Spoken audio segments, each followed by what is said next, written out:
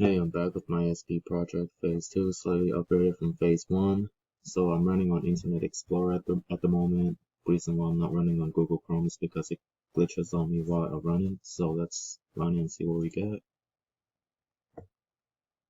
So this is my hit counter right here. Numbers of users visited site 3 users at the moment. So if I was to close the browser, it's going to increment this number from 3 to 4 since it increments by 1. So let's relaunch that. And we'll get 4 right here, and we'll sign in. Let's say mark56@yahoo.com. Password is going to be this.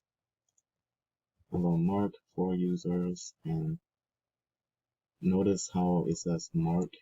This is something I didn't put on the label. It's actually from the SQL server. So from my previous video, I actually on the previous ADO video, I actually changed my my name to Younghao to Mark, and so since it's grabbing from the SQL server with the same ID, it's going to retrieve Mark instead of Younghao. So if we were to view notes, this is where it brings us to. It's not that much content. Very simple, I know, but yeah. So this is all the records that there is. These are all the titles that I have in my account, and this is the one that I just created, test for ADO. And it's kind of weird because I'm kind of having trouble with displaying it. It won't pop up for some reason, so I'm still trying to fix that up at the moment. Anyways, so let's go back home. Still 4 users, and you can also sign up. So first name, there's also validations on these as well. So I'll sign myself up. Phone number 206-778-0559. Email address. Mark. Let's see something else. You might get confused later, so yahoo.com. Password, hello world, and the error message will say that phone number already exists right here. So that's my current phone number. That's my current registered phone number as Mark Wong. So if I was to sign up as Younghao Wu with the same phone number, it won't let me.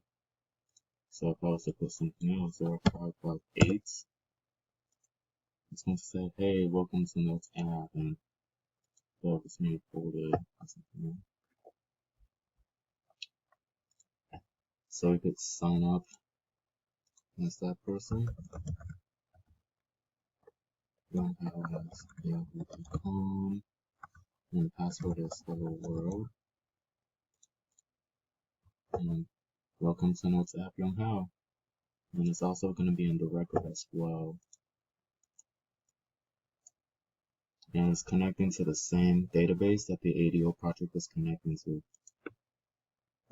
So if I was to go back to my ADO project, go back to the form that says how many registered users, and since I added that user into the database, that hit counter in the ADO is going to say 11 instead of 10. So your record's in here now. And let's take a look at the code behind. So I created a global ASAX file with the application hit counter and a few sessions. And here is and this is where I did my hit counter. So what I did was I logged the application, and then this is the naming convention right here. And I basically convert this to an int. So every time that the browser starts, it'll go towards the home page, it'll lock the application, and it's going to increase this value by 1, and then it'll unlock it, and then it'll unlock the application. So these are my sessions right here. So here's I have a couple of master pages right here. I actually have three web forms that's using them. So notes master, master page 1.master, master page 2.master, along with a couple of content placeholders, stuff like that. So this is where my combo box is supposed to display the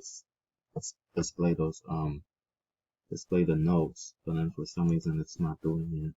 So I have to fix that up. And then here is where it'll display that not combo box right here. This is the rich text box or text box, since there's no rich text box. What I basically do is just increase the width and the length. But this is my combo box right here. It will display all the titles of the notes that you have created and from the database. So right here.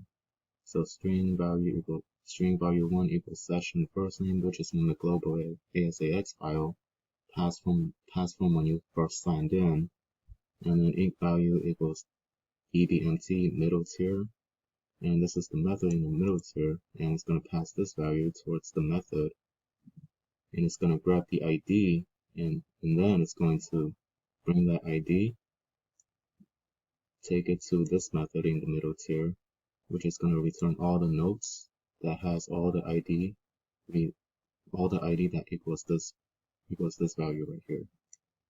So while it's reading it, it's going to populate it, and then I close the connection right here, and I basically just put select the index equals 0, so that people don't think that, hey, once you see the form, people don't think that, hey, the combo box is empty or anything like that.